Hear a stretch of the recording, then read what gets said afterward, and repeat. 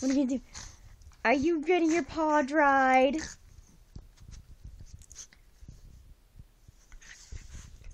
Now, always be cautious around electrical equipment and blow dry your dog under careful supervision of the dog. She might try to eat something.